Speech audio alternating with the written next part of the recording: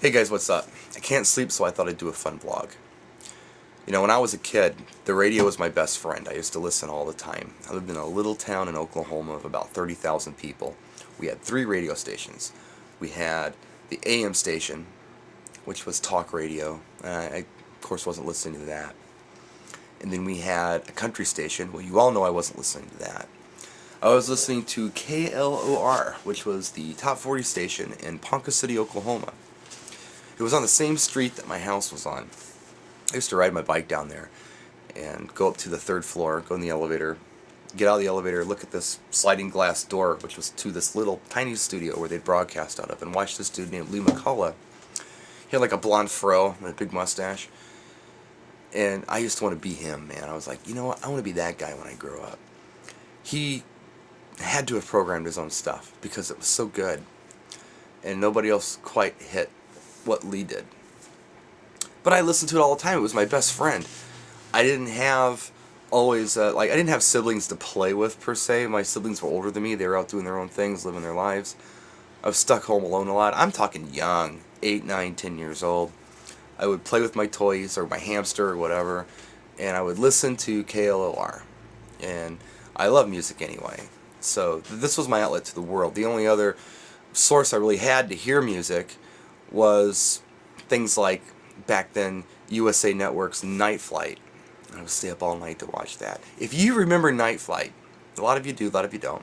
If you remember it and how cool that was, put your comment down here and say, yeah, Brian, I remember Night Flight. It was like alternative television. It was documentaries on music and videos and concerts and just weird stuff. I saw the movie Wild Style for the first time on Night Flight, and I think that was probably shortly after it was released. It was very cutting edge, very cool stuff. Introduced me to a lot of things like Art of Noise and Malcolm McLaren and things like that I still really enjoy today. But anyway, that was like the coolest, right? And then as I was growing up as a teenager, I really enjoyed radio too. We had a station here called Hot 102 that was real good. Before that, there was, in Milwaukee I'm talking about, before that we had a station, what was the name of that? WRKR, I think was the name of it. It was, I think it's like an R&B station now. Yeah, it is. But it used to be a really good top 40 station. Well, that all went away. And this is a weird market. They passed this Telecommunications Act of 1996 that was supposed to be more about, from what I understand, was supposed to be more about helping consolidate all these phone companies. Because there used to be all these phone companies. And it got a little confusing, and it was hard to choose a carrier, and it just goofy stuff. But embodied in this whole Telecommunications Act was radio stuff too. They ended up doing deregulation of how a company or an individual could own radio stations. They used to have a law that dates back, I think, to 1936, where you can only own a certain percentage of a market. Kind of kept things honest. It was like, alright, well, you can't monopolize any one market. So, that was the case for many, many years. 60 years. With this Telecommunications Act, you could own as many radio stations as you wanted. So now we've got like 2 big companies. Clear Channel's one of them. It's the one everybody loves to hate. I love to hate them. They own a big market share. It's 50% or better of the entire country. And they pretty much make programming decisions from Austin, Texas for the whole country. There are a lot of things in play with this Telecommunications Act. There are a lot of things that happened with this. There are a lot of problems with it for radio, especially destroyed radio. Radio's junk now. For those of you who are really young who are watching me, radio used to be cool. It really did. I swear to you, it was the coolest. But it's terrible now. Too many loopholes. And if you want to read more about it, I'm going to put some links down here. I'm going to put a wiki link to the Telecommunications Act of 1996. I'm going to also put some interesting articles in there of some voices of people, one from Rolling Stone magazine in particular that I want to post, and one from a swing music website of all places, talking about the problems with radio today, from more of a philosophical point of view. I'm just talking as a listener. I'm encouraging you to read these articles. The scary part about it is when I was searching for these articles, the most of them were dated 2001. Nothing's changed since then. It's still just as bad, if not worse, than it was 9 years ago. But I think a lot of people just gave up whining about it. It's just accepted that this is the way things are. But anyway, check those articles out. They're very interesting. So I had forgotten how much radio sucks, which is why I turned this camera on in the first place. I loved my 2003 Suburban. I've got a Pioneer AVIC stereo in it with all the toys, including iPod docking, SD card, and GPS, and XM Sirius, which I picked up when I bought the truck. I bought the truck like 350 miles from home, and it had Sirius XM in it when I bought it, and I thought, you know what, I'm going to activate this thing. I've never tried satellite radio, and I want something to keep me company on the drive home, like 5-6 hour drive home. And I never looked back. I got the best of XM, or Sirius, or XM with the best of Sirius package is what I got. So I listen to Howard Stern all the time. I enjoy him. I don't enjoy his whole crew. I like his core crew, Fred and Gary and Robin, but the rest of those yahoos can pound sand. But I like Howard. He's got a great interview style. I do learn a lot from listening to his show. He whines a lot, yeah, but when he's on it, he's on it. He's got some great guests sometimes. So I get a lot out of that. And I listen to his speech patterns too. It kind of helps me out. I should write that off for my taxes now that I think about it. Anyway, I also listen to BPM, which is kind of the, I want to say mainstream dance station, but it's not always mainstream. They've got 3 channels. They've got Area 51, it's kind of trancey, and I don't like that. And they got the Globe, which is disco-ish, and I like that, but I don't listen to it all the time. BPM I listen to a lot, and the reason that BPM impresses me so much is because they're playing mixes of songs that I can't find, and I'm convinced that to my ear, they're playing the best mixes, and they're seeking them out, and they're fantastic. You know how you buy a CD single or whatever, and you get several mixes on it, and some blow goats, and there's that one that's like, oh, yeah, that one. That's the one they play. They don't mess around with the garbage. They do a lot of deadmau5 on there. They do a lot of Wide Boys on there. They do some Los Boys on there, the remixes. Good stuff. And those are the ones that I like. I like deadmau5 a lot, and I like Wide Boys a lot, and I like Bimbo Jones a lot. Those are the remixers right now that I'm really enjoying, and they play them. And yeah, they've got their 20 songs in rotation that they play. They throw a weird one in there every once in a while, but it's good. The other station I like on there, and I don't listen often, believe it or not, is Backspin, which is classic hip-hop, like the old underground stuff, the stuff that you didn't used to hear on the radio. That's cool. Believe it or not, yeah, Brian listening to hip-hop. I like the old stuff. I just can't stand the new stuff. And then occasionally I'll turn to Radio 1, but the problem with Radio 1, BBC Radio 1, you guys in Europe know this. When I tune in, it seems like I only hear bad rock that I don't like, or American Top 40, which I'm trying to avoid, or drum and bass, like at night. And I hate drum and bass. I'm sorry, guys. You guys who like drum and bass out there, please don't hate me for hating drum and bass. I just don't understand it. It's too fast. It's juvenile. It doesn't move me. And maybe there's a track or two that I like, kind of like freestyle. I like 20 freestyle songs, but as a genre of music, I'm not a crazy freestyle guy. But I like some freestyle songs. Same thing with drum and bass. I don't think we need an evening of it on Radio 1. We could be doing more interesting things. I'm sure you've got British artists who are releasing tracks we should be hearing instead of drum and bass all night long.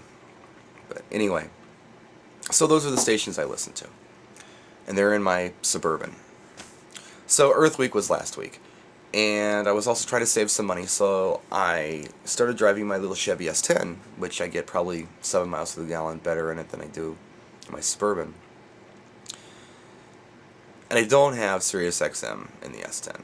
Now, previous to Sirius, I was DJing to myself. I was burning discs because I haven't listened to radio in probably close to 20 years.